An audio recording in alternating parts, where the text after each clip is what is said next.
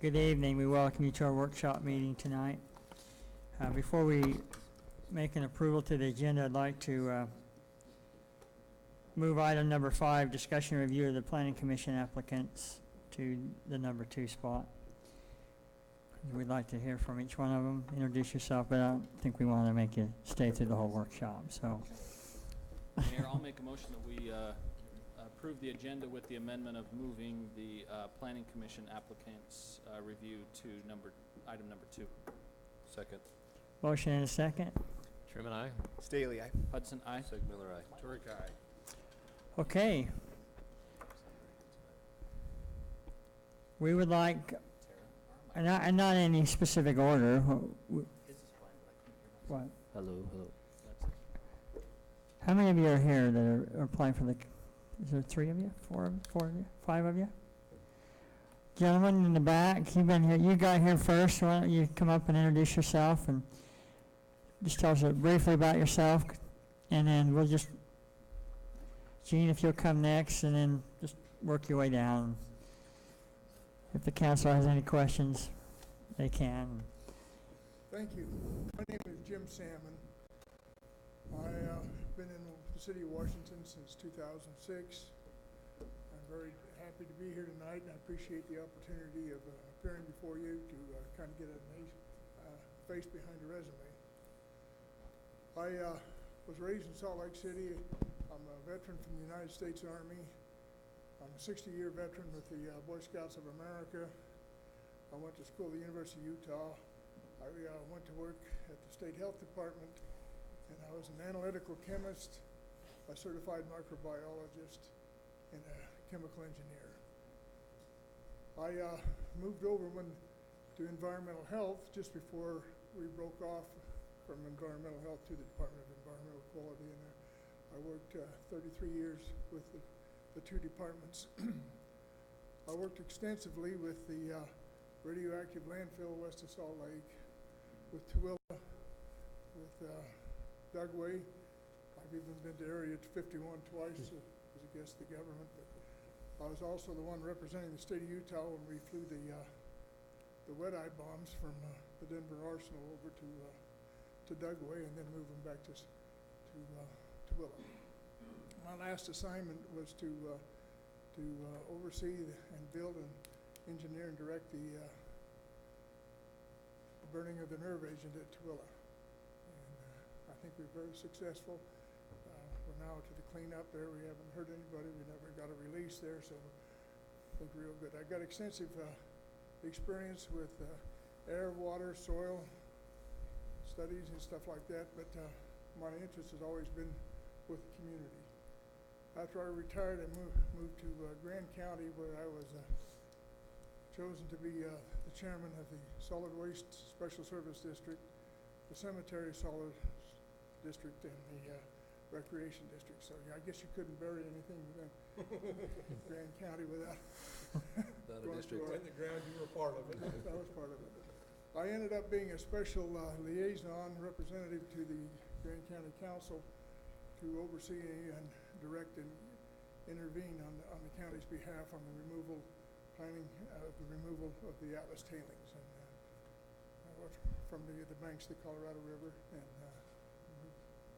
I moved over here. I've always been really interested in community and community development. A real side note was I used to be the director of the National Rendezvous Committee, which overseen the rendezvous throughout the United States, which involved the reenactment of the period of 1720 to 1840. I've always been interested in history and our heritage. And you think if you got problems, with today's people living together, you ought to see people there when they live in teepees and lean-tos and this stuff, the other talking about how their leather was tanned and what beads they were using and this stuff and the other. So I've been involved in all that. But anyway, so much for that. Any questions? I take any questions otherwise. I got an email today about a new scout camp, the Quail Creek Scout Camp. Did you hear about that? Yes, I have. That's pretty exciting news. What are your thoughts? I think it's super. I think it's great. Yeah. And I think a lot of that was donated too, that land was donated. Yeah. Well, I know they're gonna try to fundraise for the improvements, but I thought that was pretty We're exciting. gonna have a lot of area right there, real close to town, and we can, multi-use there. Yeah. That's super. I thought you might like it. I noticed a lot of scouting over the years on your resume, Jim. Thank you. Yeah, we developed that with the Order of the Arrow there for the last 5 or 6 years, trying to get to that point, and Yeah. I'm excited about it, and I think everybody else is. as well. That's cool. Jim, do you live in a homeowners association where you're at? I do, and I've had the opportunity to be president of that homeowners association for a number of years and sit on that committee, but my term's over with now. Okay. And that's something new to me. When I was closing over in Grand County to come over here, I never heard of that, so we interrupted the closing there. Well, my wife and I went and got a root beer float and looked over these, whatever they call CC&Rs, you know. And we decided that it was pretty interesting, pretty restrictive, but not near as enough as the rendezvous rule, so we thought we'd do that. Thank you. Any other questions? Jim, thank you very much. Thank you. Thanks, Jim.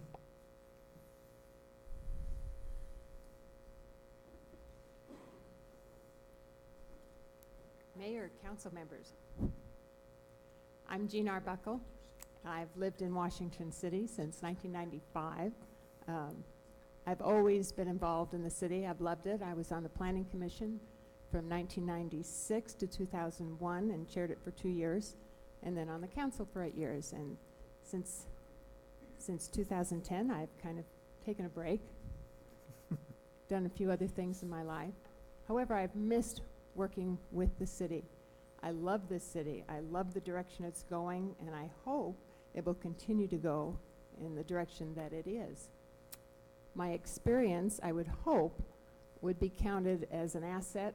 I'm pretty familiar with a lot of the ordinances and how things work. I get along well with people.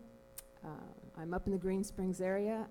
I think that particular position is being vacated and would be a great opportunity for me to come back. I have the time and the energy, and I love the city. Any questions? I'll ask you the same question I asked Jim. Do you live in an HOA? What's your experience been with HOAs, that type of thing? We live in a very limited HOA, some architectural requirements. I'm in charge of the cable for our HOA, but other than that, we all do our own landscaping and maintenance and that type of thing. We do have CC&Rs, but fortunately, it all has worked out well, so we've never had a problem. Great. Okay. Any other questions? Jean, thank you. Hey, thank you.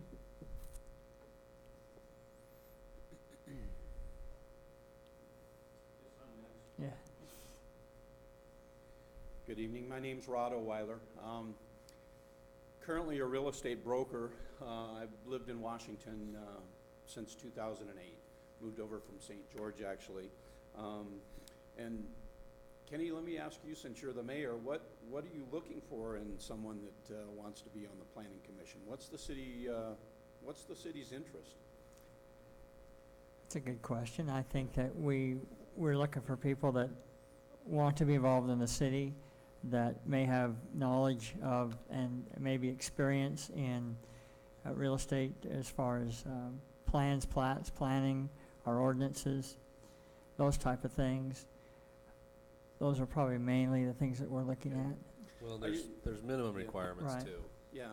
which the ad. I don't goes know to. if I fit any of those minimum requirements, quite honestly. I don't really know what they are, Thad, but Well, residency, those type of things. Yeah, yeah, right. okay. I think you fit the minimums. Yeah, okay.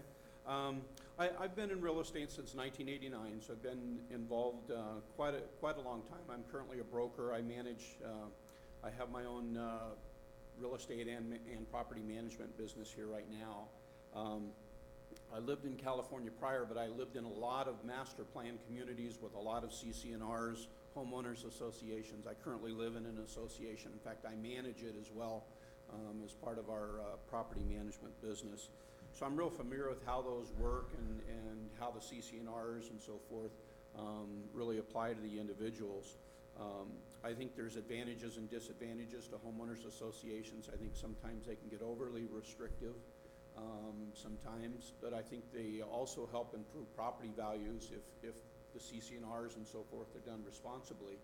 And I also, in addition to that, I have worked just volunteer work with Utah Clean Cities, which helped in opening the gas station down on Washington Dam Road. I volunteer with Robin Erickson down there, so it's just something I have an interest in on my own. But in addition to that, I think that I don't really have any skeletons in the closet. I don't have any dogs in the hunt as far as contractors and people that I owe favors to. I really don't have anything in that area that I, you know, have people that are going to be after me to make a decision one way or the other. So I think that I can stay impartial in that regard with the things that come up. I also volunteer. I've been on the multiple listing service at the Board of Realtors for the last 6+ years there. Not that will help on the planning side of things, but I have tried to give back in some areas. I've never really been involved in city government, but I do like the city of Washington. I like the things that they're doing. I think it's got a lot of potential to make a lot of things better, and if I get the opportunity, I'd love to have that chance. So if I may, questions. If I may, so what would you say is your primary driving reason why you want to be on the planning commission? It's funny. This just happened to come up. I got the letter in our utility bill when it came up, and just thought that I've been in real estate a long time, and I think that experience with land and selling lots and property and houses and what makes communities work and things that make them not as good. So it just kind of delved from that, came up from that, and so I sent the letter, and Just here I kind am. of felt a desire, and I've got to say on behalf of the city council, we certainly appreciate everyone who has an interest in serving and is willing to serve and to help better our city. Again, I've never been involved on the city side of things as far as government, so I don't have some of the experience that maybe somebody else does with city planning or council membership or that type of thing. But I think desire is probably a big part of wanting to do the right thing. Thank you, Rod. Okay.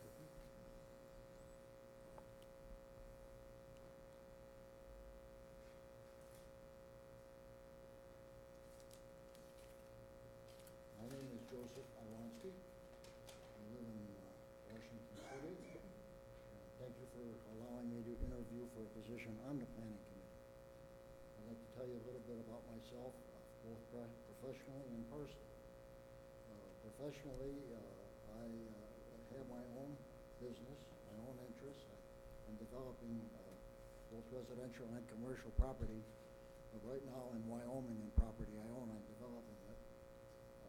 I am the president of that company.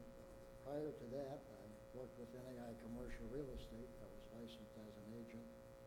I specialized in commercial property.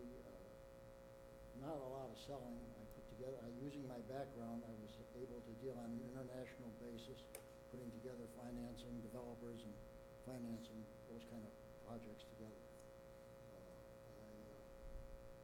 I managed country clubs for approximately 18 years,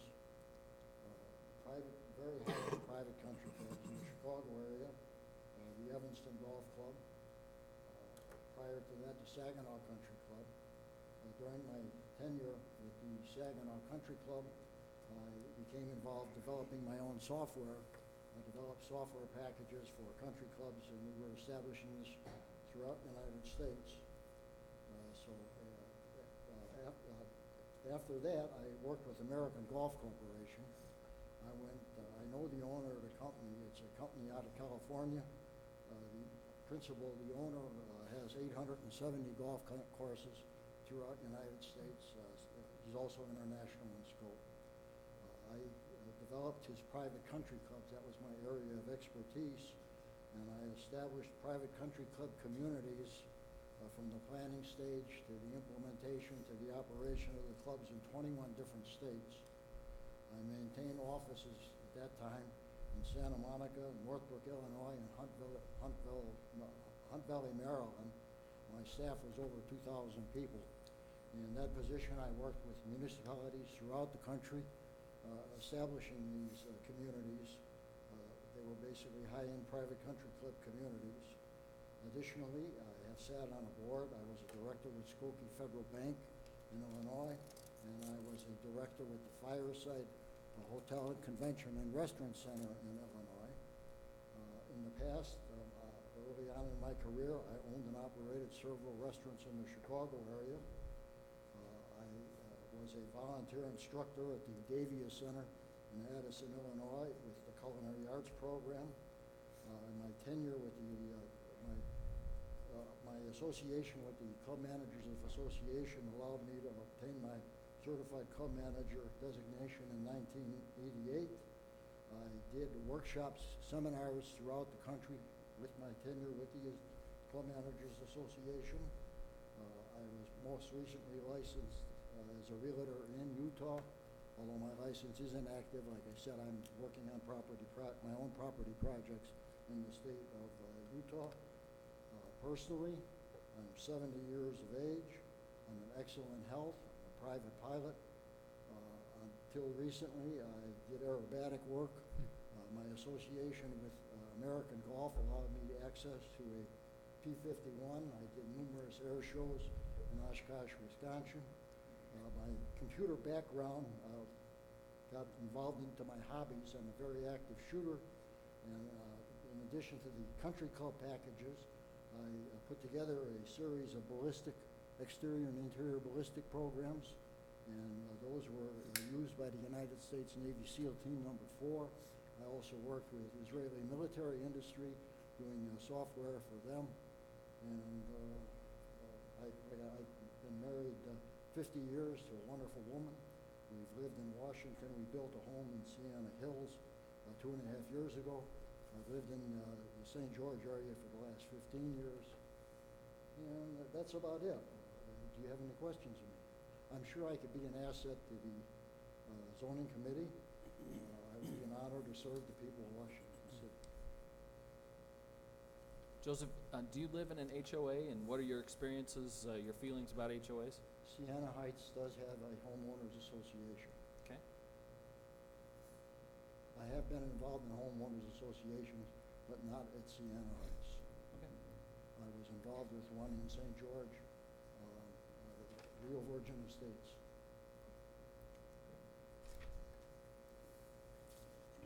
Any other questions? Joseph, thank you so much. Appreciate it. Thank you. Thanks. Thank you, Joseph. This is a lot better than just seeing their names on paper. Exactly It's really nice right, to see yeah. them in person. Thank Yeah. you all for coming and speaking with us. You might feel like you just repeated what was on your resume, but just from my own experience, it makes a big difference to see a face behind the resume that we review, and I really appreciate you Yeah. dedicating your time to do that. It's a testament to how truly blessed we are in this city. Look at all these talented people that are putting their names in the hat. And we appreciate your willingness to serve. Even if we don't get you this time, hopefully we'll get you soon. So. Thank you again, very, very much. We appreciate it. But we are going to move on. You're welcome to stay, but not obligated. So. All right, we'll move on to review of the board audit for the report of May. For May. Roger. Just board audit. If there are any questions, Is there any questions? Don't usually come up unless you guys have questions, so. but she's come You up have any? anyway. I think I didn't really have anything. Most everything was pretty, we've gone through most of it before, so. It's good to see if you come up, you compel a question, so. Let me see if I can get something. I felt compelled by the. I guess I've got one I can be compelled to ask, and that is just, and I'm sure it's probably just, there's other entries that go with this line items. Page 1, shirts for city council, $518.45. Those seem like pretty expensive T-shirts or shirts or. I think that was for the youth council, wasn't it? City council, unless it's supposed to say youth city council.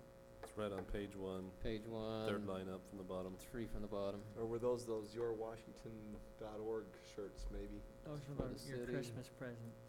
That's what I was gonna say, that was my thought. I better wear it then. Christmas ones. I'm not even gonna venture a guess. I'm gonna wait for Kimberly to answer it. It's probably a good one. We're just shooting out ideas. Yes. I have to look at the specific check and see all the items on there, but it's going to be grouping everything that's hitting Fund 41. And I do know that we did have Youth Council shirts. We had your Washington shirts, so we're all paid to Make It Pro. And it typically just picks the last line item of the description. I actually have an email in process that's going out to Roger with a new recommended board audit report, basically for this exact purpose. So I feel like what we're trying to do is provide to you information so that you feel like you can be aware of the expenses. And when everything gets grouped together and all you see is the very last line item, it does make it difficult for you guys to feel, maybe even be comfortable with knowing, you know, that you're approving these expenses or reviewing them at least. And so with the downside of that is the report gets larger, but the upside is I think that you'll really like it a lot better in terms of clarity on Yeah, the the detail. expenses. So. And then this may have been asked in the past, but I don't recall, the Cartograph Systems Inc. subscription package is on page 3 for $5,530. That is for the new fleet. So we've moved the fleet into its own division, and Mike Shaw was looking for software that will actually track all the maintenance items. They've kind of been doing it by hand at this point, and so it will be able to invoice out the departments and keep track of the ongoing maintenance and create work orders for them. And Cartograph is already a fairly extensive system in our city for mapping, And Public Works, that's what they use for all their work orders currently, and so they just signage, all So that. ordered like this an particular add-on module for that. module for it. Mhm. Okay. I've got a question back on page 1, Kimberly, the very last entry on that page. Yes, I flagged that one. I figured it You might knew I was come gonna up. ask Yep. about that one? I just looked it up while I was sitting there. So this is not one particular cell phone's usage.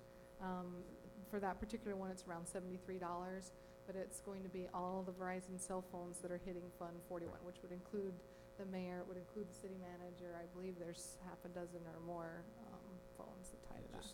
Just throw it all on Aaron.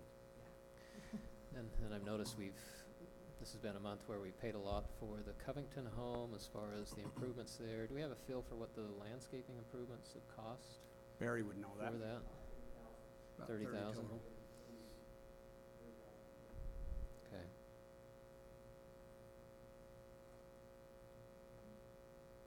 One of the things that I saw a lot of expenditures, which would be normal at this time, is our Cotton Days Yeah. events.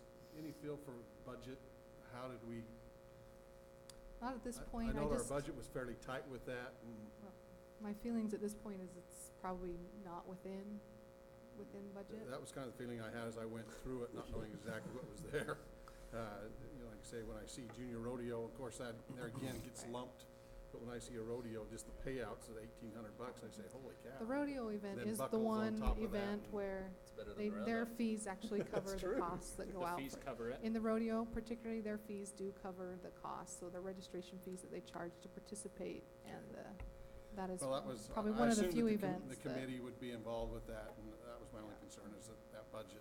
or I should say historically, the rodeo has covered its expenses, but I probably won't be able to give you a final number in terms of the rundown, and I'm gonna say for probably 4 more weeks. Okay. We could have invoices rolling in on that. There was, I think it tied in with, because there was a bunch of shirts that had the same situation. I think they tied into Cotton Days as well. There was another shirts on page 6. It says George's Sells Shirts, Mega Pro. That's, yeah, that, actually, that $360. one doesn't, but I did have a question on that. I think that, I'll tell you what my interpretation is George, is an independent sales rep for a community center, and it looked like we had purchased shirts for that, and I questioned that myself, if that is indeed the case. Yeah, I don't think he's using that purpose. I don't know what the answer is, but I'm not aware I of think that. the other shirts you're referencing are on page 2. It was quite a sizable amount, if I recall. It's Yeah, shirts for Cotton Days, 3,600. 5K events, $3,600.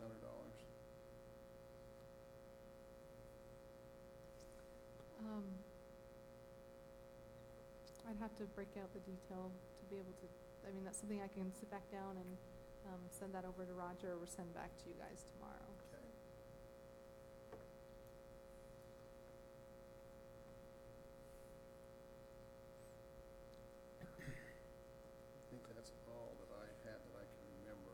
I'm on page 6, Department 61, the concessions for the community center. Mm-hmm. Second line, the Courtyard Marriott, ANNI, is that It's for the anniversary party. anniversary party, okay. They did the catering.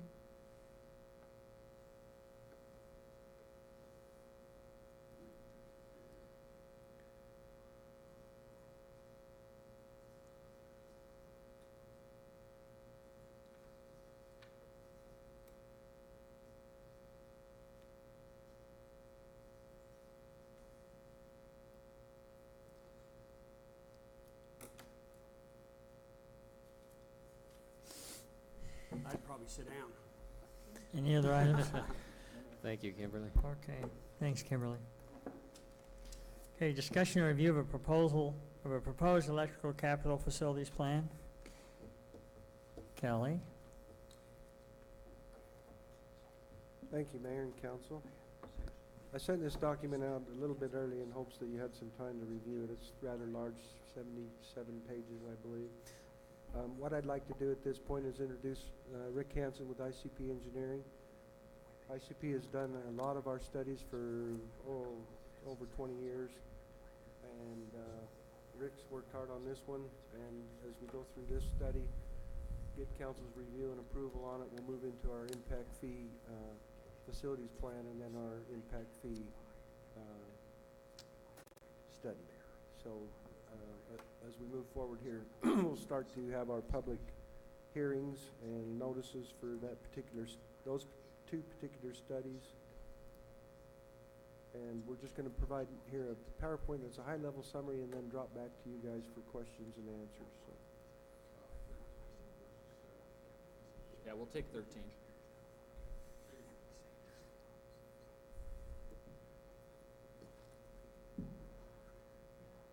Yep. Shows it actors. Yeah.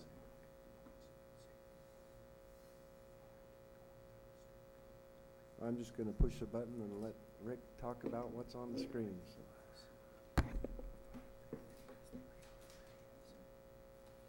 Thank you, Mayor and Council.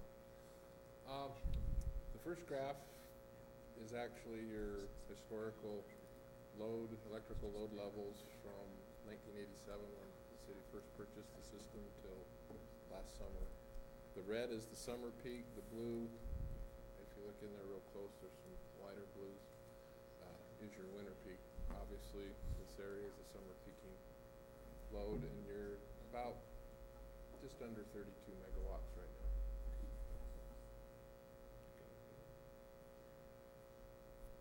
This graph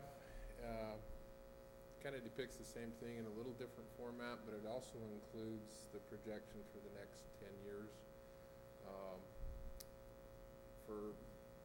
And there's another slide that'll come up, but for right now, we have, in consulting with Kelly, decided on using a 3% future growth rate.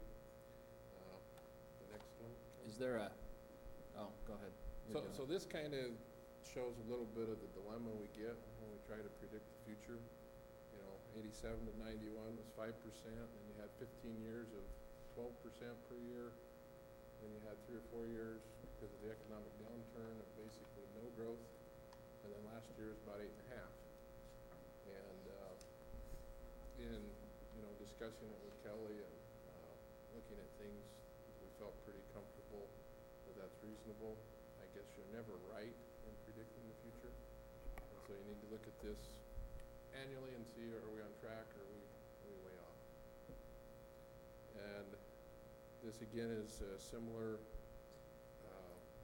graph. The blue is the historical, the green is what we've projected, and then the red is just a linear projection from historical and the poly. So you'd been probably on the higher curve there for your high growth period. And the red line, if you look at the numbers, works out about 5%, so we're just a little bit under that. There's a lot of numbers on this table.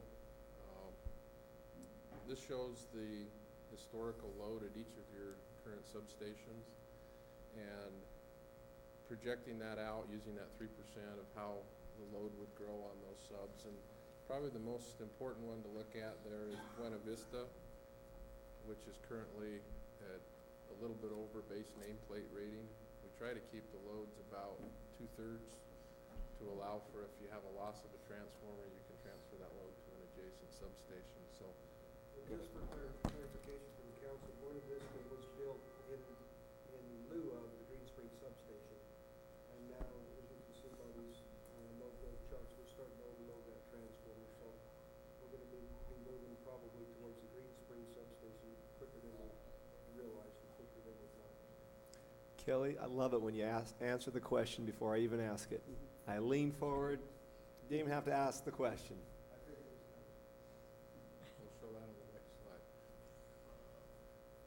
What, Oh, maybe can we not go this back to that slide real quick? On transmission 2 out of the Main Street sub, it dropped quite a bit from 2011 to 2012. Why is that? Most likely load shifts. I'd have to go back on the historical data and see that. We had a little problem with Main Street too with gassing, Okay. and we unloaded it as much as we possibly could. And then we had the Virginia transformer come in out of Idaho and filter all the oil. They go through a filtering process where they pull it all out and filter it 3 times. Okay. And then we put it back in service, and we've just been watching it and keeping it lightly loaded to make sure that we're not damaging that transformer. Yeah, because it looks like you're starting to pick it back We're up. starting to load moving it back forward, up. and So far, all the tests are coming back good on it. Okay. So there's a couple of problems on the system that we're monitoring like that. Main Street Transformer 2 is one of them, and Buena Vista right now is starting to show some gassing, but that's from loading it too heavy. That thing has a ton So, of. Yeah, we'll loads through it. see as you go through some of these charts and we get deeper into the study, if you choose to, that we've got some plans to shift these loads around, get some of it off Buena Vista to protect that transformer. Is And Buena Vista a bigger transformer, or is it's it bigger built than to? Main Street. It's yeah. is it because it's handling a lot. Yeah, And it's I- handling a lot. The base ratings there on your far right, Uh-huh. 12,000 versus 10,000. Okay. And that, It's a little bigger. and this is the question I was going to ask, and it's probably a stupid question, but when you said if we can transfer some of the, you look at the chart there and you see out on Main Street, we're way underutilizing what we have, and in other locations, yet in Buena Vista, we're overutilizing or coming to problems. Is there no way to shuffle that around versus investing in whole new substations? There is, and we'll kind of get into that in a little bit of detail in this high-level summary. One of the problems we have is some of our distribution circuits are not upgraded to the point that they can handle the load shifts that are required. So we've got to do some distribution upgrades before we can start to shift some of these heavy loads, particularly in the summer. So that's really our main focus for 2013 and 14. Is upgrading Through our those? capital facilities plan. Some of it is impact fee eligible on that, but very little. And you'll kind of see that as we go through this, so. And I think the other substation to kind of pay attention to is Staley. It's your old original one. It has, I believe, gassing issues, and so you'll notice it is also kind of like loaded. And unfortunately, it has a great location, but right now it has limited use. Yeah, and I'll just give you a little history on Staley. In 1976, a cat got into the Staley substation and blew the transformer. Washington City was out of power for about 5 days till they got a portable in here and ran the system on a portable. But the transformer they brought in was a rebuild. It had a nameplate, but it didn't have a date. So we really don't know how old the transformer is, but we know that it's a rewound transformer dating beyond 76. But it's all rewound with aluminum wire, which is not acceptable in today's standards, because aluminum is subject to so much heat so fast compared to copper that when you overload that transformer, it's subject to extreme failure. So we've treated, since our gassing issues on Staley substation, we've really babied that transformer to move it along. But if you consider it was installed in 76, where does that put us today? It's 45 years in service, and the normal life's about 30. So it's a real concern of ours, and you'll see as we go through this study that that's incorporated into the 5-year plans. Actually, the point Councilman Truman made is addressed in the next slide. If you look at that previous chart, we have enough capacity to serve the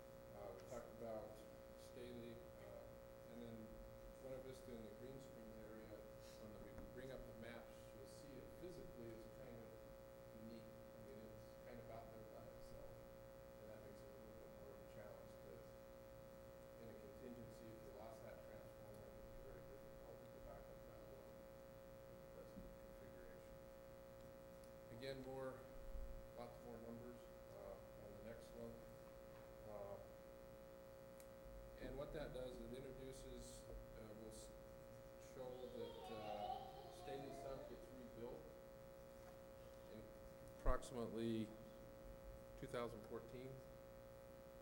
And then Green Springs sub comes online about 2017. And those are your two major improvements that will be needed in the near term. Would there be any improvements to Main Street number 2? Is that one also is one that you referred to as gassed or? Well, as long as it's behaving, so. Yeah, so far it's behaving, so. Okay. You know, our option there is. So it's a little bit underused as well. It doesn't seem to carry the load. It's underutilized right now, but again, as I mentioned earlier, our distribution system to take load from Buena Vista is not up to par to shift the kind of load we need to shift. So, you know, that's our 2013, 2014 capital facilities plans, is to get some of those distribution upgrades in place so we can make those shifts and feel comfortable with being able to move the load around and not have distribution line failures. All right. How has this plan changed from your existing facility plan? Substantially. Is it? It's a lot different? Yeah, Because I know we've had the Green Springs We've had the substation Green on, Springs. you know, it's been on the horizon. Actually, Green Springs was originally scheduled for about 2011, but as time went by, you know, we've made improvements in the area. We got the Buena Vista sub online. That moved it out to 2013, 14. The load growth hasn't come because of the recession, but we're starting to see it now. Particularly the North Bridge, the farthest point out on our system is the area that's starting to grow. Well, and there's more growth. So, you know, based on this study, we're saying right now 2017 is probably the time frame that it needs to be in service, but that could be escalated rapidly depending on load growth. I mean, we could get one large commercial growth up there that says we got to pull the trigger now. So again, if you took us through a timeline, repeat what you said. In 2014 is Staley getting the upgrades, Yes, and then 2017 is Green Springs, currently And based then- on this plan. and then further than that, With other improvements on the distribution. distribution in the On meantime, distribution system in order for us to move load around. So. And if we have a slide at the end that kind of summarizes. Okay. yeah. And I guess along with Green Springs, one of the ideas that we came up with to help provide backup sooner is to build the transmission line from Main Street up there a year in advance, and then we can use that underbuild to provide some backup without having to have the substation there initially. And long term, that'll provide a good solid tie between Main Street and the Green Springs substation as well. And ideally, council, to build that transmission line before load growth comes in that area would be the right thing to do, because we've already purchased the right of way. And that's going right along the northern corridor access. Right? Yeah, it's going straight up Main Street and then following the new northern corridor. We purchased all that right away from Sitla. That's probably something we want to try to make happen as quick as possible as the impact funds become available for that. The reason I say that is we get people moving in there, building houses, and then we come along and put in 80-foot towers, you're going to get some kickback. So. Yeah, well, we're already going to see some kickback. Yeah, it's better to have it there as best we can. So will that transmission project will come from Main Street up, from the Main Street sub? Any questions on this table? I apologize, it's always engineers like season numbers. No, that's great. I've looked at them, so thank you. This is just a map that of your current, the red is the Washington City-owned 69 kV system. The two green lines on the left where they come in, and the one that's kind of diagonal is the UAMPS lines. And the city can be fed from 3 different points. Your primary source is the Mill Creek substation there in the industrial park, as a backup up on kind of by Walmart, and then as another backup comes up from Purgatory on the line that feeds Hurricane normally. The next map shows how your different distribution circuits are currently configured, and like we've been discussing, the blue in the upper left, you can see geographically it's kind of up there by itself, and it all comes out of Buena Vista. So if you have a problem in there, you have that big load pocket hanging way out there, and that's why the need for the Green Springs transmission line and substation is so important to provide that backup. Any questions on that? Make sense? So there's basically 4 groups of improvements that we've outlined. Substation, we've already talked about rebuilding of the Staley sub, the new Green Springs, and the transmission line to serve the Green Springs. I didn't follow exactly where the transmission line would run again. I heard you say northern corridor. Does it go straight up Main Street and follow that? Go one more slide, Kelly. And Right there.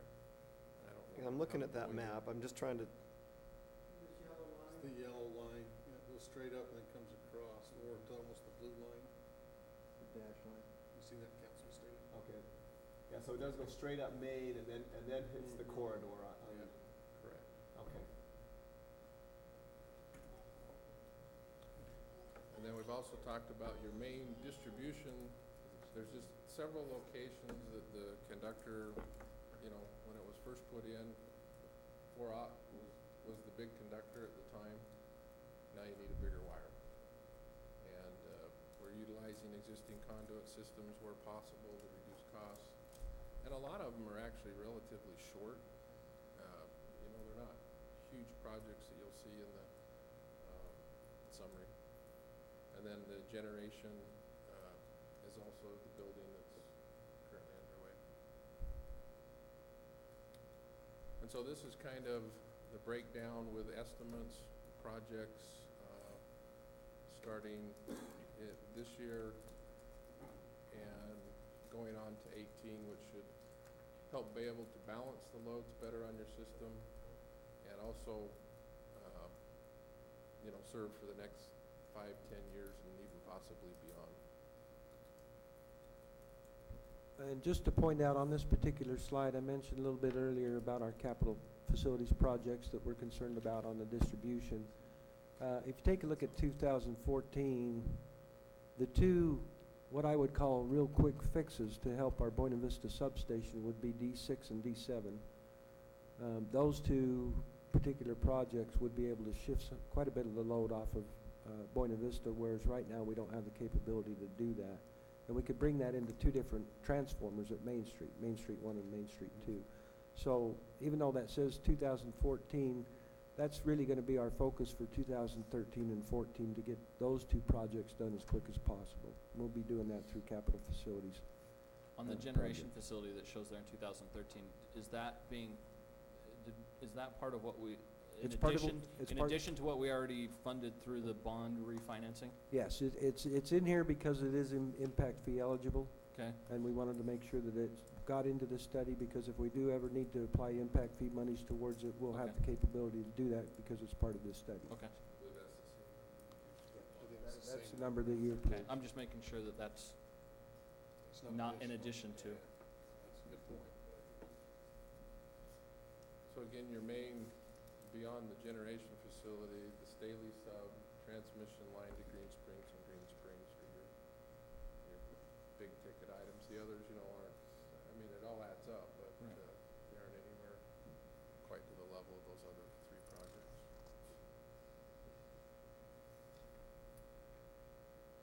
We also took your master plan and what the current zoning for those each areas, and tried to estimate what your total build-out might be. That's if every single piece of land within the service territory was fully developed. So don't let the number panic you. That's not going to happen overnight.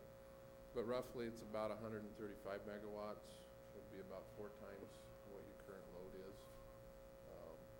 That would include the dump area, and the likelihood, well, actually the dump we did separate down there on the bottom near the landfill, because you probably won't be able to, you'll be restricted on what you can put on there. It may or may not be electrically intensive, but it is zoned as industrial, and that's where that 36 number went. So that's a real long-term, so hopefully each of these pieces you build today fit into that bigger long-term puzzle. and this is kind of as a representation. If you zoomed in on every one of those areas, there's a kilowatt number associated with each one of those zoning parcels. And the sum of those gives you that other slide that was just up. And this is the map that, again, this is very long-term, so it's subject to change as things happen. But it shows the different potential substation sites. You've got Green Springs would be your first new site. Up where by exit 10, you're going to need one or two, depending on what happens there. If the area out by the landfill starts to develop, there's one shown out there as well. And so this is intended to, again, kind of give you if you know the long-term goal, you can build the pieces to get there. In looking at this map, keep in mind that the future substations you're seeing, Parkway North, what do we call that other one? Parkway East, and I guess landfill substation really could all be driven by growth. So, even though they're in the 10-year plan, they're out there in the future as we see it. We could get a big commercial customer that comes in and demands that substation be built tomorrow. Right. And so, we want to include those in these plans just so you know that it's part of the future and it could move at any time. So. And as people come in for their, through the planning commission, you can be aware that you're going to need a site in those areas and work with those developers as that happens.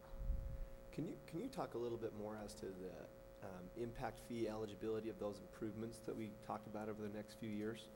I mean, substations, distribution lines, or distribution. I think how do we? Rick can probably give you a better feel for what percentages would be, but I'll just give you kind of a feel for Staley substation.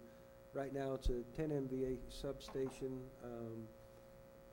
It's probably serving, 700 homes at its peak if we were to run it to capacity. If we upgrade it to a 12, the plan would be to go to dual bay, so we would have 2 transformers there. Long-term planning, of course, not all at once, but the potential for that. We could probably pick up 25% of the first initial installation as impact, but the rest would have to come out of unrestricted reserves. But in order to apply for that 25% of impact fee eligible, we would have to do a separate study to determine really what our capacity is now and what it could be in the future and who's affected. So. Does it have to Staley's show that it's probably servicing new properties, or not necessarily? Yeah, Well- one of the things that they'll have to establish is a level of service, current level of That's service correct. standard in all of our impact fees, so none of that qualifies for new impact fee increases. And so technically you're correct. Impact fee increases have to be, now you can roll in your old impact fee with all the facilities you bought in if you're bonding or that, but the fact of the matter is you're correct. But don't those impact fees have to go out at a certain amount of time? I mean, they have to be spent. We can't keep our impact fees sitting in there indefinitely, right? Don't we have to? We don't have that problem. Well, but Kelly, that's a good question also, as you guys answer that. So what do we have, so let's say it's not Staley, let's say it's a place where we got a commercial area that Sure. we have just, somebody's gonna come in, it's gonna be a big user, it can be great for our system. We've got funds in your electrical impact fee studies already to roll into some of these as they needed to be. At Staley might be different because it's Well- an Right, it's an improvement of the upgrade. substation as opposed to a brand new substation, But let me just clarify, I'm not sure I heard you correctly, but I think you said we have funds currently available? No, I said, do we? I said, do we have anything that's there as a buffer right now? Not an impact fee, no. Okay, that's the question I had then, No. so. That's been partly because of the economic. Yeah, all of our impact fee, Kimberly could give you a better feel for this, but all of our impact fee monies that currently come in go directly to debt service. So that's why you grinned about having no problem getting them out in time? Yeah, Okay. exactly. now, one of the things, maybe this goes to the heart of your question is, we do have this 6-year window we which look at impact fee, but that does not prohibit the collection of impact fees. For instance, like you have a 10-year master plan, you can begin that collection now. It just has to be identified. You just have to identify it. A good example of this, for instance, probably the best example, is the Water Conservancy District. They didn't anticipate doing a Lake Powell pipeline for a number of years, well beyond 6 years. But they developed a plan to be able to meet the state code with regards to that. How do we plan to fund the Green Springs project? Is that impact fee? Impact fees, yes. And Yeah, have we we're probably gonna have to draw on reserves for some of these projects, there's no doubt about that. I was gonna say. Yeah. But remember that even though we build the Green Springs substation, it's there to benefit the existing homeowners as well as the future homeowners. Because if we lose Buena Vista, we lose Green Springs area. We can't back it up. So, you know, that's justification for having to spend some of our reserves. But, you know, the growth hasn't come yet, but the impact fees are starting to increase. I think, Kimberly, I'm not sure, but I think we reached 400,000 this year. Oh, she's left. We're coming in at about 400,000 in impact fees for year ending 2012, 13 budget season. So, you know, and that's with very little load growth. So the question is, what's going to come out of our impact fee facilities plan and impact fee study as far as a recommendation to council for a fee change, whether it be up or down, and then how council decides to deal with that number and how you want to promote growth, I guess I would have to say. And that's obviously always the concern, is if you raise the fee so high, does it put a deterrent to growth in the city? So Sure. where do you set it that's going to allow costs to be paid but not be Sure. prohibited? Yeah, and one thing I'd like to suggest to council, at least I'm going to recommend that as we go through this study, that we take, since we've already bonded for the generation facility, I would like to take a look at the full impact fee number with the generation facility included as an impact fee eligible number, and then have a second number available that excludes that, because we're actually able to absorb that right now. As you're all aware, we took that loan out, and it's not costing really any additional debt service. We're able to absorb it. So I'd like to look at that impact fee number two ways, and then let council decide how they feel about that. And so, just to be clear, the facilities plan update that we've got, do we have an idea what the impact is gonna have on the impact fee? We don't yet. We haven't That's our next. proceeded to that next step. That's our next step. Once you've reviewed and approved this, then we can move forward into the impact fee facilities plan, which will basically break this down in detail for council, make sure it's all impact fee eligible, and be able to tell us what percentage if it's not completely impact fee eligible. And then we'll move forward with the public hearings, public comment, and then get your feedback on that, and then produce the impact fee study. The way I recall in our prior impact fee studies is this growth rate that we've adopted of 3%. If we move that one way or another, that significantly impacts the final calculations of what the impact fee should be. Yeah.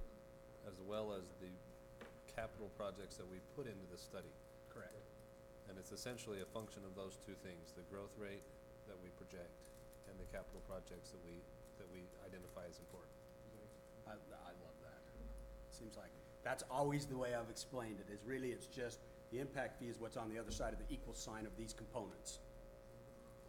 And, you know, remember, 3% is very conservative. Yeah, 3%, when you look at those numbers that you showed us, is, it's pretty conservative. Well, and I had to think for just a second with regards to that below 1%, but again, we're talking service territory. Right. So remember that. During those years that we had less than 1%, we showed more than that growth citywide. But most of not it was, but most of it was in the fields. south of the river. Mhm. What is, so on the homes that are paying an impact fee in our service territory, I'm trying to remember the exact amount that they pay for their impact fee, for their electrical portion of the impact fee. It varies by panel rating. I can't give you the exact number off the top of my head, but at 100 amp service is about $2,150 impact.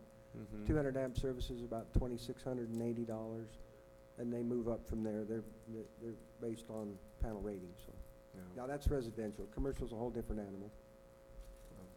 Commercial, as an example, 100 amp, 12240 single phase commercial. Impact fee is about $4,300, and it moves up from there, depending on amp rating. So this is kind of the foundation to start that impact fees with. So Kelly, on the looking at table 8, the system improvement summary. You identified D6 and D7 as probably the most, with the most urgency. What are the I lo- wouldn't say what- urgent, I would say quick fix. What two are the least urgent on there?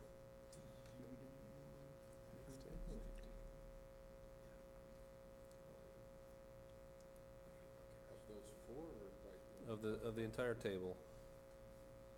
So we've got a total projects estimated cost of $9,694,000. If I take a look at the items by year, they're all needed in the time frame that they're stated. My point being was, even though the D6 and D7 are grouped into year 2014, 2015 budget cycle, because of the dollar values involved and the ability to shift load, we could tackle those fairly quickly. Sooner if you could. A lot quicker. And we wouldn't have to necessarily even include those in impact fees if we just get the project done through capital facilities projects.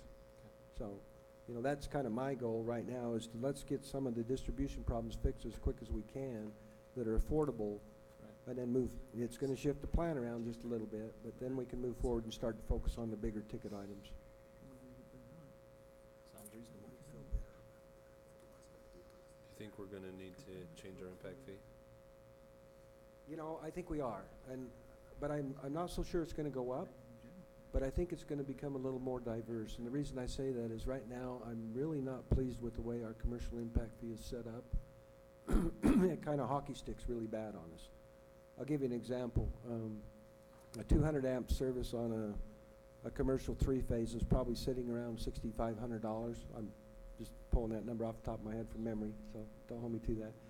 But if you get in the 1,000 to 1,200 amp range, such as this building that got tore down here, that moves that impact fee up to $135,000.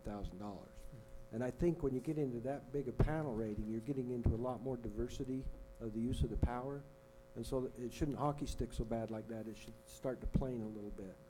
And I think if we can come back with a recommendation to council that we can afford and be able to collect those funds uniformly across all different clientele, then we can probably have a better chance of promoting commercial growth around here than we do today. So.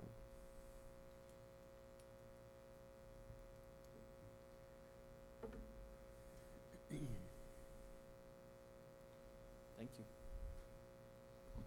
Any other questions? Thank you, Mayor and Guess Council. not. Thank you. Thanks, Kelly. Well, Thank you. Yeah, get with him, huh? Yeah, not you. now, since we presented this in a workshop, just to be clear, we will come back with the public hearing for input on this capital facilities plan, as well as the impact fee facilities plan, which they're going to stand alone. And then once both those are approved through the public hearing and council approval, we'll move forward with the impact fee study and the public hearings involved there. I'm suspecting it's going to be probably near the end of the year before we can get through this whole process, but we'll get it back to you as quick as we can. Yeah. Great. I think that's important that you point out, too. At this point, they have to notify affected entities so they can provide input that might impact this study. And they've got to give them so long, and affected entities are defined on who that is. And then once they do the capital facilities plan, you'll have to have a public hearing. And then, of course, I'm sorry, I call it a capital facilities plan because that's the old impact fee facility plan. That was the old word. And then when you adopt the ordinance is when the impact fee is adopted, and that also will require a public hearing. It's a way still down the line. Right. For you guys to take a look at. Thank you very much. How we can work into development in the Yeah. future. Thank you. Very informative. Gives us a lot to think about. Which I suspect, are we doing, I suspect we got plans on some of the other impact fees also, or at least the cap. Well, we We have, can look at some of those anyway. yeah, we have two that are scheduled to continue to move forward, public safety and parks. So, Okay, discussion concerning tax increment and land usage. thank you, Mayor. I don't think this will take a long time in discussion. Just two items with respect to this one. I wanted to keep the council kind of updated on a discussion we had a month or so ago with regards to tax increment. And just kind of tell you where we're at on that, and just kind of see if the council has any concerns with respect to that. One of the challenges, one of the things we talked about was the ability to create enterprise zones within our city in which we could use a sales tax increment. As you all remember, we did create the redevelopment agency in the city, which deals with property tax redevelopment. More particularly, we were looking at what's called a CDA, not an RDA, with this redevelopment agency. So the redevelopment agency has been adopted. As you also know, we have never designated a project area yet. And that, when we do, and I'm not proposing one this evening, but when we do select a project area, then we go through a whole bunch of other process. And it's at that point we would invite the other entities with respect to the property tax, and particularly under a CDA, to participate with us. The largest being of which would be the school district, of course, because they primarily pick up the majority of the property tax. But for tonight's purposes, we're not talking about so much the redevelopment area and the property tax, but rather the enterprise zone set up on a sales tax. We talked a little bit a few weeks ago regarding milepost 13, Washington Parkway. The council seemed to feel at least fairly comfortable with the fact that that is an area we would like to maybe try to consider that, and if we did have something solidly that we bring back to the council, then we would do that. I have, the mayor and I have been in communication with both State Institutional Trust Land, who's the ownership of that particular area, as well as a gentleman by the name of Stuart Thane. I think some of you know Stuart. Stuart is the selected commercial realtor for the Washington Parkway area. And Stuart is pretty good. I mean, Stuart has a resume he can back up. So he's a good commercial developer. Does he have a resume in Washington City yet? He does not. No. Yeah, we're working on that. I wished I could tell you that he does, but he doesn't. Anybody has so far. What's his old, who was it that did the one up here? Sorden. Larry Sorden. Yeah, he was the Did developer. That was a good one. Yeah, Larry was a developer. Now, Larry, I think, also held some sort of a real estate license as well, but Larry was the developer owner of that land. Yeah. And Larry did a great job with that. And then, of course, as you know, also, Barker, what's the first name? Paul. The Oh, no, boy. Paul. Paul. Yeah. Paul Barker had the property on both. There's a Robert Barker. Well, yes, Bob is the dad. Right. Bob was the dad. So Paul Barker had both the Home Depot Walmart area that was developed, also with a tax increment, and the Kohl's area. And if you remember, the Kohl's area was designated to have a tax increment, but because there was kind of a failure to perform on the other side, that tax increment was never paid out, nor never will be. So anyway, we visited with both State Institutional Trust Land. They like the idea of an increment. They, of course, have been making changes within their own organization to try to stimulate Washington Parkway as well. It's our feeling that really if we just kind of prime the pump up there, and that's why we want to be very, very careful that we don't make this kind of a carte blanche and just say everybody come in for, for something. We don't want to do that. But we also feel that if we can prime it a little bit and get a good staked business in there, that we think it'll start to build some momentum. We talked about Maverick, how Maverick was anticipating that they were compelled to build that store, but they had also a clause within their contract that they could go dark if it did not hit all their numbers. That is actually an extremely successful Maverick for them. So that turned out very well from the very beginning with them. So I visited also with Stuart Thane, who again is our commercial realtor, and I'm convinced as I continue, the mayor continues to work with Mr. Thane as well, that I think you get the right people in these right positions, and really they do as much for you, in my opinion, as if you were to hire an economic development director, because they already have these contacts. Really, an economic development director, you're trying to have them develop relationships. And there are other things that economic development directors do, but as far as attracting of businesses, I think we do just as well with these large commercial issues. A lot of cities are proposing a lot of different incentive processes, and I wanted to share just a couple of those with you. So for instance, the tax increment is one that is, we didn't invent it. It is one that is being considered. Ogden, for instance, has offered, I'm trying to think of the particular store. Ogden, for instance, offered a 50% tax increment for a period of 10 years to get a particular store in. Ogden has also offered, well, they have two other things they've offered. They offer one called free rent for a year, which is just essentially almost the increment going in and paying their lease. That's all that really amounts to. And then some cities, Ogden being another one, and there is one other city. I can't remember who it is. Oh, Tooele County. They are offering free land. So they say, we have some land here. Either they own the land or they don't own the land. And if they don't own the land, then again, they buy it and they run it under an increment process. They just commit a certain portion of that increment to the payoff of the land. If they own the land, they're willing to offer those sorts of things. I only share that, and Tooele was very specific. Free land for coals. It was really, kind of will work for food, free land for coals in Tooele. And so there are a few of those. And the challenge, of course, that we have in discussion is, we continue to watch development occur in St. George, but we're struggling with Washington Parkway. And what we do find with these big commercial developers are they truly are lemmings. They like to go where development is. I mean, they bump into each other all over the place, but they tend to like that. But we are still convinced that when a time comes, freeway visibility, Stuart talked about this today, freeway visibility and access are going to be huge, and the minute that cracks open for some developer, that's exactly what they're looking for at Washington Parkway. Certainly congestion, parking, all those things in St. George. Again, it's going to hit there, and currently he is in discussions with about 6 to 7 different developers. Now, when I tell you that, you can always take that probably with a bit of grain of salt.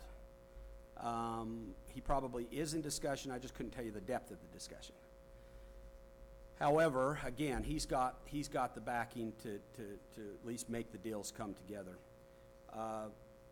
Some of those discussions range, and I won't give you the specific names. I will share those with you, but I won't necessarily give the specific names because that probably wouldn't be. But fairly large grocery store, about 120,000 square foot.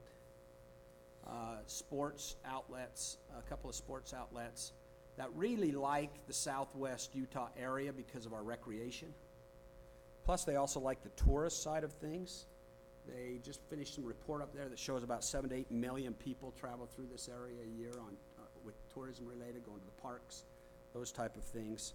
It's one of the top 2 or 3 tourist locations in the state of Utah, actually, for travelers on those types of adventures. So there's a few places like that, but he listed 6 or 7. He gave me kind of a status report on a couple of those. Again, what we've not heard yet is, okay, we're ready to choose Washington as the place. They know they're working them on Washington, but they haven't made that comments. We're willing to do that. Okay, so here's where the increment discussion goes in. So when does the increment become valid? One of my comments to him was, does the increment work to get them to pause longer in Washington? Does that help?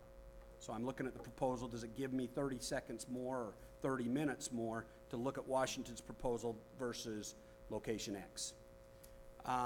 And again, he is trying to be conscious too of us not just throwing increment out there and not getting what we want as well. So his recommendation is, once some of these get a little bit closer to saying Washington is a place we want to be, that's when we sit down and begin to talk about the increment. But at that point, and this is the discussion he wanted me to just at least have with the council, is, are there anything, and we're not talking about specifics, because all these will come back to you as, yes, we think that's a good proposal to give back and give your endorsement on it. But also these will have to happen fairly quickly. Usually these types of facilities are looking at a 30-day to 45-day turnaround on those type of discussions if they have. So I guess one of the questions I just have is, are we still heading the right direction with regards to the tax increment discussion? Because I don't want to just say, yes, we would consider having a tax increment discussion, and then turn around and the council say, we're not going to have a tax increment discussion. My feelings are that we need to get an anchor there. I mean, almost certainly if a tax increment would bring them, then yeah, let's get that and increase our base and start developing that particular area. Yeah, I agree. I think anything that goes in there at this point would have to be something that would have a name that's going to draw people, because there's not enough rooftops there that they're just going to be able to thrive off that. Yeah, so whatever goes there's going to have the name, and in order to do that, sometimes we have to be a little more incentive. He and I talked about that, because one of the concerns I had with the grocery store, of course, is I don't want to cannibalize. I want to cannibalize as little as possible, I should say. because what we do find is they do synergize themselves. I mean, this is why a Best Buy, what used to be a Best Buy in a Circuit City, would locate right next to each other because they synergize each other. And you probably see that with restaurants a lot. They'll locate right next to each other. Like I said, they're kind of like lemmings. Walmart. What's that? I mean, Walmart and Home Depot or somebody else, they always.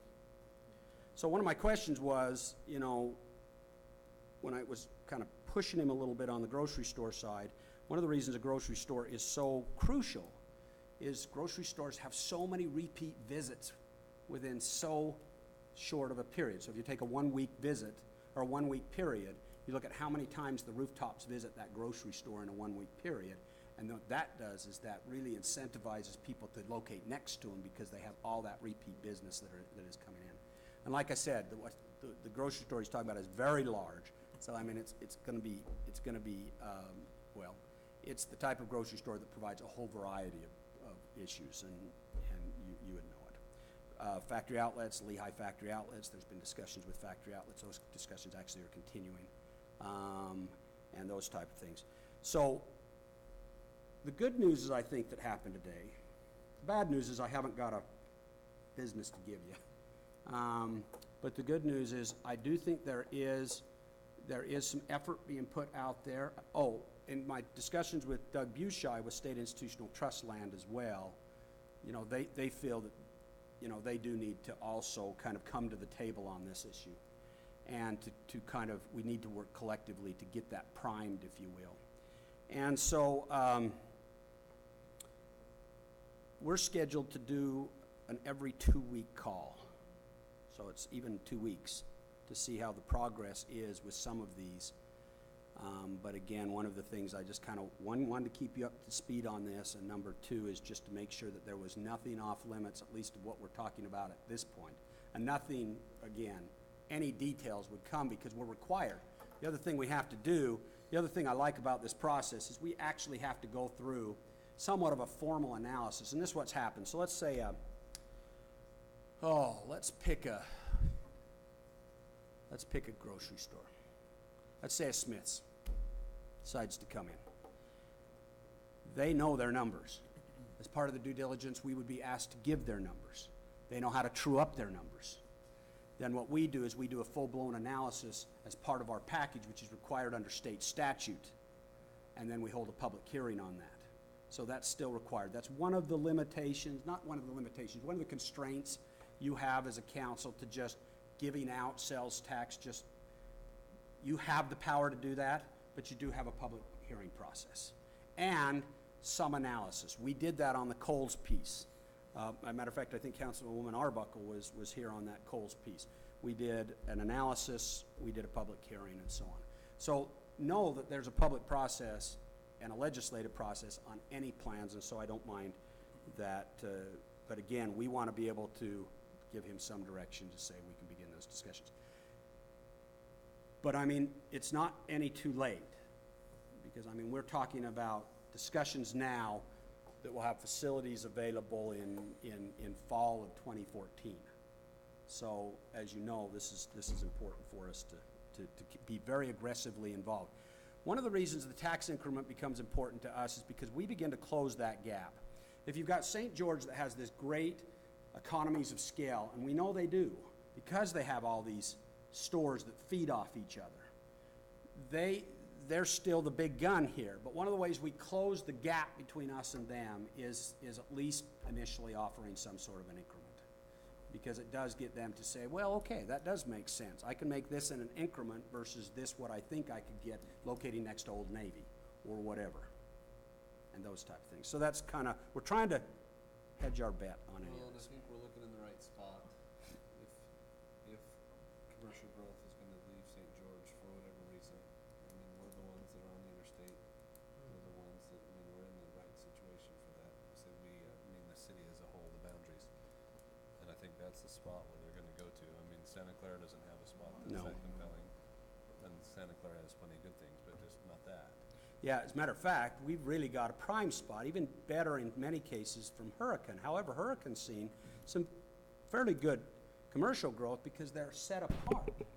They don't fit into the bedroom community like we do to St. George. they are a bedroom community, but not as proximate. And so people look at Hurricane and say, okay, well, they just got enough distance there that this makes sense for us to be here, where Washington, we could be in St. George and get that much of a greater advantage. As an additional store for something, oftentimes though, so they can put a Walmart there also here because they're separated, but the 13 is, we'll have it because nobody's gonna have it, so that's right in the middle of everything. That would be the nice thing about it. Probably some of the most frustration we've had who've been here for a few years is the fact that rooftops, as we know, are crucial, especially to retail. And there was a whole window of opportunity lost by the landowners out there because they wanted it all, and they didn't want to take advantage of the market because they didn't have the same pressures and demands on their need to develop that land like you would find a private landowner would have. So that's really what's unfortunate, is we're a little behind. But a lot of even that in property growth. too is privately owned. Not a by lot. individuals. You've got a small piece there with Dean Terry. That's the first one I was thinking Yeah, of. that's it. Well, Ed Burgess has got a piece next to Terry's there. Yeah. It's also on that, kind of on that one Those two, quadrant. yeah, that's right there together. Yeah, Just but down. they've been swapping around, so I don't know who actually owns it now. But you're right, it was Dean Terry and Ed Burgess, whether that's still the same Dean Terry and Ed Burgess, but it's the same property that Councilman Turek's talking about. But that's it. The rest is all state institutional trust land on both sides, all the way down the Parkway to Telegraph. Okay, let me jump to one other topic then, and this is the other topic on land usage. As you can see, I provided to you just, and it did exactly what I wanted it to do, I provided to you just some base numbers or some numbers that you could chew on, disagree with, take issue with, whatever, on Main Street in Buena Vista. Councilman Segmiller and I had a really nice discussion with regards to this a week or so ago, and one of the things that I told him that I would like to do is, one of the things we always look at with land is what we call best and highest use. Now, I'm going to tell you something that's funny, because I don't think Councilman Segmiller knows this. The Monday after he and I's Friday conversation, I had two different realtors call wanting that land. I didn't like either of the pitches, but I said I'd be visiting with the council on Tuesday night, and I'd be happy to at least bring up these proposals to them. So I had the Walter Group that contacted me. You're familiar with them. That's the NAI group. And then I had Travis Perry. Many of you probably know Travis Perry, and we've had a great relationship with both those firms for a long time. Matter of fact, Travis and I have spent a lot of time discussing this sort of stuff, and we actually had a fairly lengthy conversation with regards to use on this issue. And he was helpful, as well as Abraham, the guy's name's Abraham with the Walter Group, about land uses. They, of course, are looking at the current use of the land and saying, this is what we think would fit right now, but we don't disagree with you that there could be some other uses in this particular area. What do they think I'll would tell fit? you, yeah. So the Walter Group called, they wanted 7 acres for a charter school. Okay? I'm not thrilled with that, because that actually pushes us back behind again, because the one question I even had, certainly charter schools don't generate sales tax, and to my question, do they generate even property tax? The response was, and I don't know if this is right or wrong, is not initially they do not. So again, you're looking at a straight sale on land, that's it. Well, in the current laws, even for charter schools, if you put a charter school in and you give impact fee breaks at all to your local district schools, you have to provide them to the charter schools also. So it might as well just assume it's a district school from that perspective. If you give any incentives or breaks, they get them automatically. The second proposal was from Travis Perry, and that was with respect to multiple family and storage units, which was not necessarily a look I thought would be great from the freeway a whole lot, because they both agreed that when you consider the highest and best use of that facility, you do need to recognize that that does mean significant dollars because of visibility from the freeway and straight marketing to businesses, and we did talk about that. Because my comment, if you'll remember, those of you who remember the history of Washington City, R.C. Willey wanted that piece. R.C. Willey purchased that. I'm sorry, that's correct. R.C. Willey purchased that piece. And so certainly we think that fits within the realm, and that isn't even with us making a guesstimate that they would or wouldn't. The only reason R.C. Willey then backed out is because the Boulevard built what they built to keep R.C. Willey out.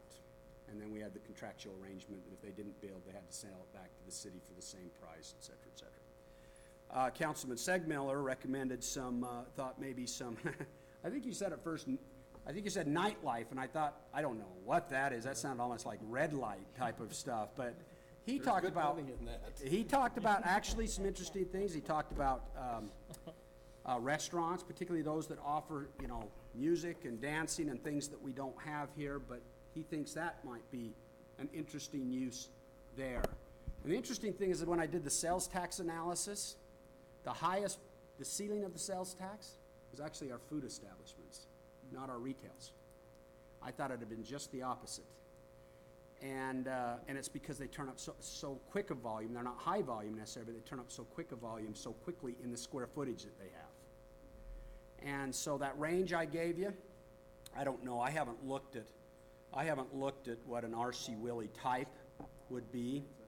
The other uses I looked at is I just looked along the frontage road between us and St. George.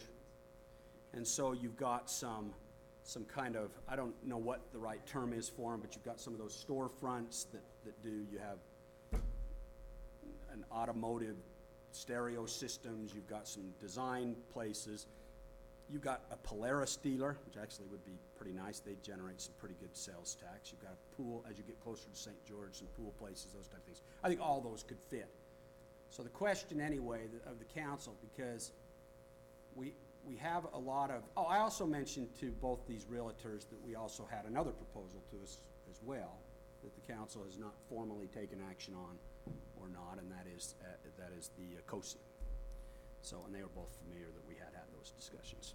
So, but one of the things I wanted to just ask the council, again, to just have a short discussion with respect to best and highest use. One of the things I mentioned to both of them, and they both agreed that as long as we're not in a rush, there is probably increased value to that particular piece, because Main Street, as you now will connect to Green Spring, we're only 3 and 3 off these two off ramps, and the visibility, they said, is a significant plus for the property. So I guess just the discussion on best and highest use, what first of all, I guess we got, is there any interest in a charter school or storage units, I guess is the first. In my opinion right now, I think that if we sold it right now, we'd be doing our citizens a disservice. I've talked to a couple commercial real estate agents, and the value that they estimated at right now would be between 1.6 and 2.2 million. That's nowhere near what we want out of it or what we should get out of it. When it was originally decided to kind of hold off on it, the estimate was 6 million. We're not, we're far away from that. So at this point, unless it was something that was going to significantly add to our city, I'm not willing to sell it for any for market price at this point. They'd have to come in with a pretty extravagant offer. But then do we sound like Sitla? Yeah. To where we're not letting the okay. market dictate what happens, and we kind of sit and we wait? have some responsibility to our citizenry to give them a return on their investment. And if you go out and sell it at a low price, what is the return you're going to give them? Now, if you got somebody that's going to turn some tax dollars back into them, then to me that becomes negotiable. When I hear land for Coles, I start saying, look, they're looking at what they're going to get back to their citizenry by giving land to those people. I had some discussion with the Ecosian folks, and I said, if I was looking to give my people the highest return for investment, I'd go look for a car dealership. I say, look, I got some land I'll give you out here because I know what's going to give back to the sales tax revenue every car they sell. And a car dealership was one that both these realtors indicated that does fit. It fits, but I don't know that I'd want it on my main. That's what I don't know that that's the right place for it. But in talking dollars and cents, if you're just looking at dollars and cents at things, but we always like car dealerships because they're great sales tax. Well, they're huge sales tax generators. What kind of revenue do theme parks attract? Well, if you're a prince from Dubai and you just dropped 20 million in 2 days in Disneyland, that's pretty good. That's pretty good So turnover. you look at that, you look at Lagoon up north, and you gotta go to Southern California. We've got fairly decent weather here. You know, that's with the freeway location, that seems to attract a lot of money. I don't know. The one thing I consider with that is the fact you've had several of them look. One of them, there was a water park look at that particular parcel some years ago. There was another one that looked over towards Hurricane as recent as 2 to 3 years ago. For whatever reason, the dollars and cents don't seem to. I represented some clients that had just big chunks of land out there that would fit those kind of things, and none of them, I just don't think they could put the numbers together, because they looked at them seriously, because, I mean, the locations were still great in terms of, but they just couldn't see them going there for whatever reason. St. George has an agreement with Cowabunga Bay there by the Dixie Center. Well, I want to, let That's one. me touch on two things along with that, because one of the things that's hurt the water park discussion has been the cost of water. That's no doubt been a huge stake in the heart with them, because there's no break for private entities like you get on the Water Conservancy. But let me just jump on and coattail on what you said. My last inquiry on that land, which was about a month ago, and it was just it didn't even go to, here's a proposal, so take this for what it's worth. But I'm just sharing with you who's made the initiative to call the city and inquire, was a gentleman interested in, and I hesitate to say that he was affiliated with them because I don't know if that's the fact. I don't know, I can't remember, but anyway, a Fiesta Fun type of facility. So, yeah, not type theme park you're talking about. No Six Flags or Disney Yeah. World or. But what he's talking about is No still, big old- access-wise, he loved the access for that type of a family fun center, and so he was wanting. Let me tell you how we've addressed, because we always get the same question every time we call. The question is always, what will you sell it to us for? And my response is, I can't answer that. What we are willing to do, because we haven't been in a rush, it's been a long time since we had an appraisal. The city doesn't necessarily see it necessary to spend a lot of money to run out and get an appraisal every year, because we haven't been in a rush, unless the council tells me otherwise. But we will entertain any proposal. So if you want to propose something back, yes, at some point appraisals will need to occur, and those type of things, we're happy to talk about that. That doesn't make them shy away at all. As a matter of fact, they quite like that because it gives them a lot of ability to propose something. And in most cases, they don't come back, so that's where it ends up. And I guess what the problem I see is it seems like businesses want to use Washington as the dumping ground for things that really don't fit in. They think we got cheap land, let's put the storage units on the property. You know, we need to have this paradigm shift that this is prime land and this is something that could really be beneficial for them. That's why I like the idea, in one way, the idea of the Incosium. You know, this is something that's going to be beautiful. That, you know, if it actually worked, it would attract people and bring people into the city. It would look nice from the freeway. That's why a theme park, you know, you throw a car lot up there, maybe you bring a Jaguar or Mercedes-Benz thing in. Looks ugly, but it brings money. Well, that's, And yeah, so- it isn't what I'd want on my Main Street per se, but dollars and cents. Well, and I'm not sure, you pass Linden, Utah, and they've got the Jaguar and the Acura. I don't know, maybe I'm just a city manager, but I don't think they look ugly. They've got the BMW stuff there, and I'm not sure.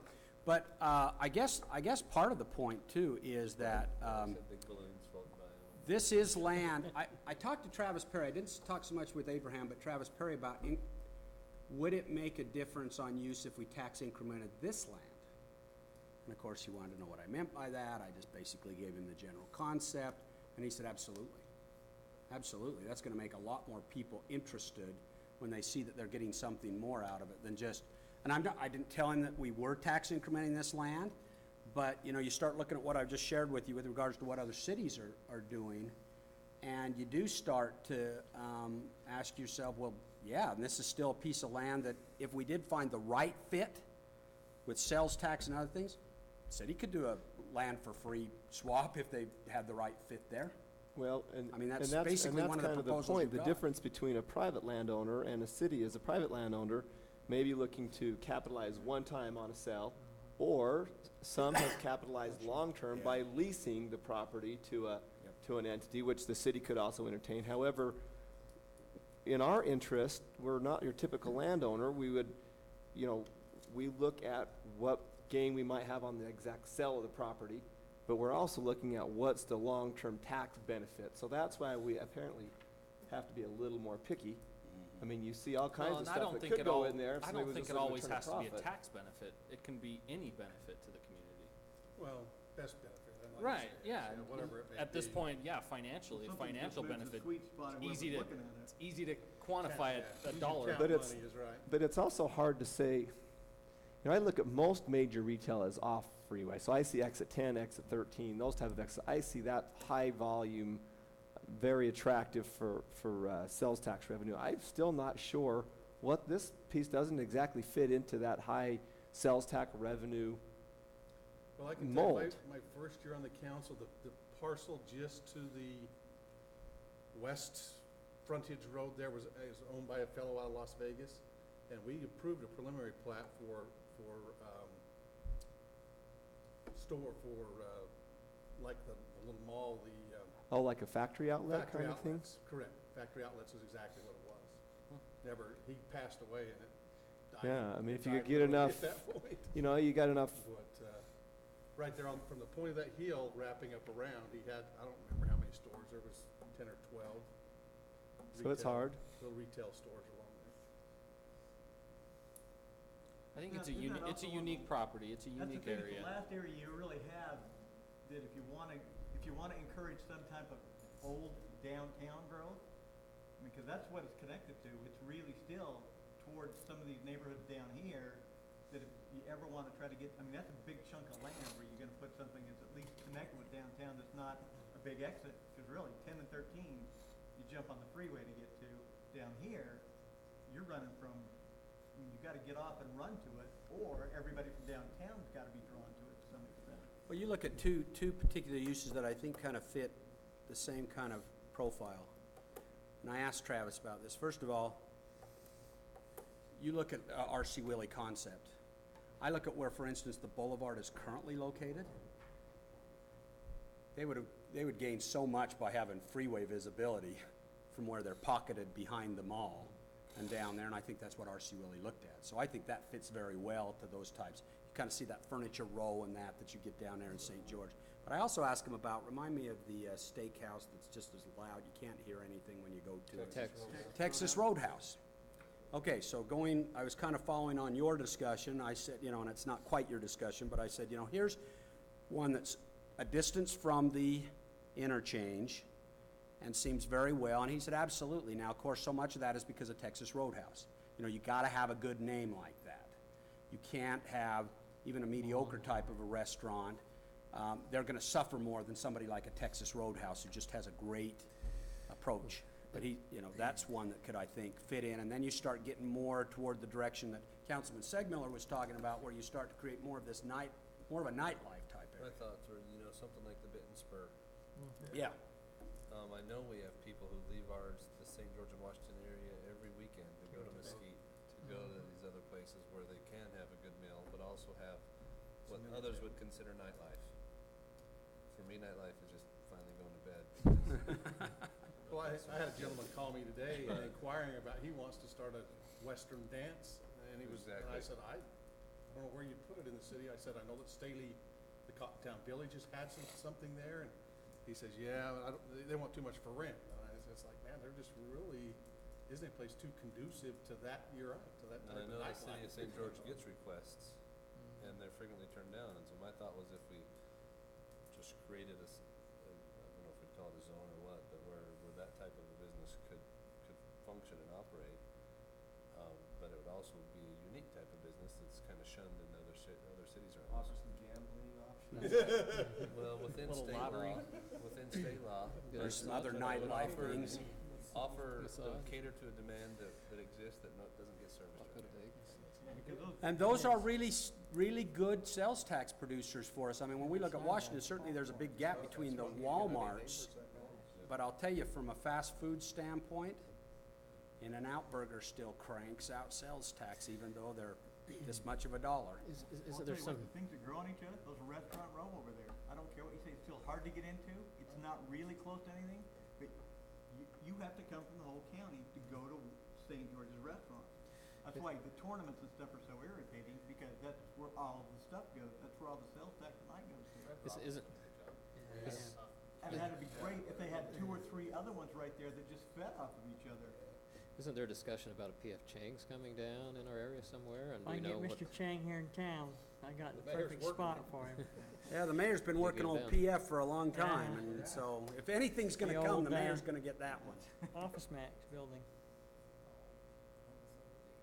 Better would be the old gas I also will say I appreciate, I think a lot of the council, you've all been kind of engaged in this, and I appreciate that. I would mention Councilman Segmiller. I know without saying too much that he is working very hard with an organization to try to fill up some office space of ours in Washington City, and that, of course, is very important to us as well. So, you know, as we talked about a few weeks ago, this has got to be a full court press from an economic development standpoint with all of our council with respect to that. I do appreciate the fact that, you know, you're going to kind of let us, you know, chase after this as fast as we can. And also, again, I would like to continue the discussion with regards to, you know, best and highest use on this other, but I feel not a compulsion on the part of the council on this piece of land. I would suggest the same thing. I think we're only going to be benefited with time.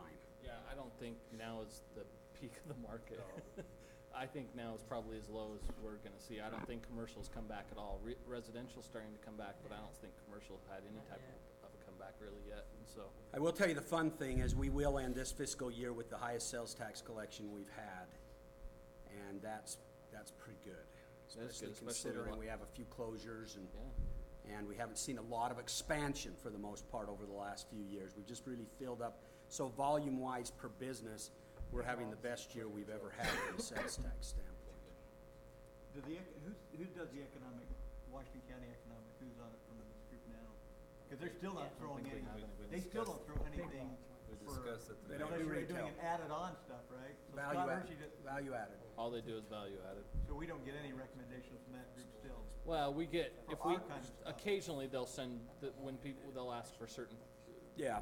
properties that fit within a certain guideline. Yeah, I'd but say for the that- most part, most, But they're not chasing them. No, Scott not Hershey's been, retails and stuff, no. Scott Hershey's been really good as far as knowing what we want and working as close as he can with us, but you're right. There's not $1 of our economic development money that goes to the Washington County Economic Development Commission that is chasing after retail. So.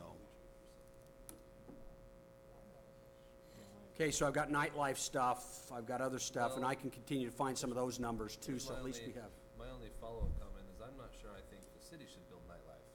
Yeah. I mean, I'm not saying we go and develop it, But we zone it. but if we said, you know what, this is where that type of business could have an opportunity and bring us your proposals, I guess that's what I'm thinking. So I'm not at the point where I'm ready for us to develop our own little Ancestor Square and then No.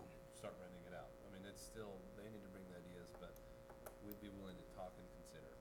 Well, I think the fact that you put it out there like that suddenly raises the awareness to those people that have those types of business or desire those, like, oh, hey. Hey, just There's letting somebody that people, wants just me. letting people know that we allow people to dance to live music might be a good thing in our city. We're not afraid of that. Well, I think keeping our relationship with these commercial realtors is really crucial to us too, and I can actually see that kind of heightening, not only on our part, but also on their part as well. And I do plan on bringing these discussions back on a regular basis because this is so crucial to us. Thank you. Any other discussion on that? Okay, we'll move to our last item, presentation and report on the Washington City Technical Energy Audit Summary. I think Mark's getting his mail delivered here now, aren't you, at his office? I just told these guys over here, you know, I come and contribute to your economy. I stay in your city, eat in your city, play golf in your city. It's all good. We were talking about the other day that Mark can handle, Mark might as well come onto the council because he can handle cemeteries, Say, economic Mark saying that, maybe development. we ought to table this for another month. I'm just teasing. I am simply here to answer any additional questions you might have. There's no formal presentation. You've gotten all the information. I would like to share one little update with you that that's happened recently that you ought to be aware of. For the longest time, interest rates were staying pretty flat. And so I asked, you know, we've been using a kind of an estimated interest rate throughout this process. And I asked the people that help us to do that to kind of check in on that. And interest rates are ticking up a little bit. The good news is the interest rate that we've used for you folks, we're about right there. But I just wanted to alert you to the fact that those rates are creeping up a little bit. It wasn't an issue over the last several months, but it's starting to be impacted. So just for your information. I'll lead off a little bit on this. I'm comfortable with the community center, the city hall, and the treatment plant. I'm still not quite sure on the citywide streetlight replacements, and I'm not a big fan of the solar panels at the community center. But short of that, I generally am in favor of the proposal. So that's kind of where I stand. I didn't know if any other council members had strong opinions on the street lighting upgrades, or if Kelly had any additional thoughts on that. But that's the one where I'm still a little unsettled on, and I don't think we're to the point where solar panels at the community center really pencil out. I mean, I would have liked to see everything pencil out a little better, but I definitely see the needs on those other areas specifically. So penciling out is the number one requirement. We've got need some better penciling on a lot of them. And if I might just comment on that, I mean, clearly the street lighting is one of the measures that helps drive the other measures. So that's the challenge with. See, it's one of the measures that actually does pencil out nicely. Yeah. And it helps pay for the others and bring them in a reasonable time period. And that's the low-hanging fruit that we talked about initially, that we would save money on over time. Well, that's the thought that I've had as I've gone back and re-looked at it, and I've been one that's been pretty skeptical all the way through, but finally come to the realization that in all reality, we are going to save money long-term. This allows us to finance that and pay for it strictly out of the savings, guaranteed savings. It isn't like we're investing and saying we hope that we're going to save here, so it's a guaranteed savings by either us saving or Siemens. Somebody's going to pay us one way or the other. And so in reality, we can't go wrong. I agree with Councilman State. I'm not ready to put solar on the community center. To me, I'm in favor of the package, less the solar package.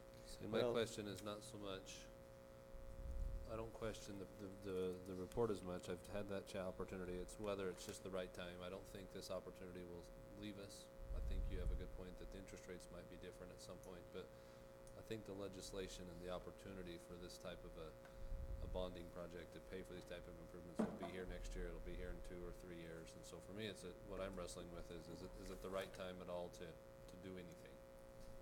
And the only comment I'd make to that is just postponing the savings. So you're going to continue to spend those dollars in your budget, whether they're being spent to fund the project or whether they're being spent because you're not realizing the savings. So that's the only issue with postponing.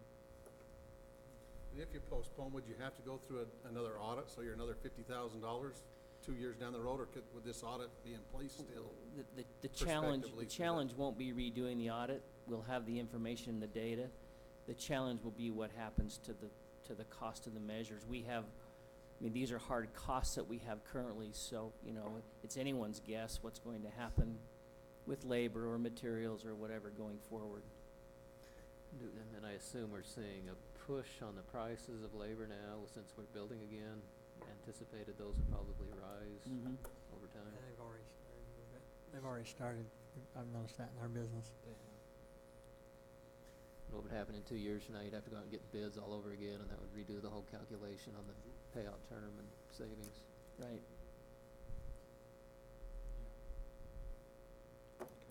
Well, you've been persistent. I've got to say that. I recognize that these processes take time.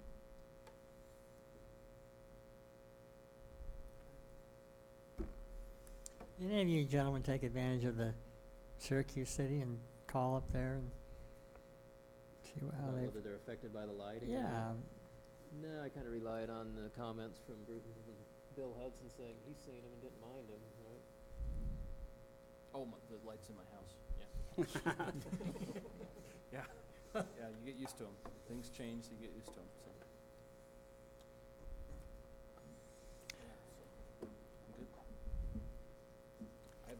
questions for you. Okay, so good. thanks, Anyone Mark. else? Thanks. Look forward to seeing you tomorrow night.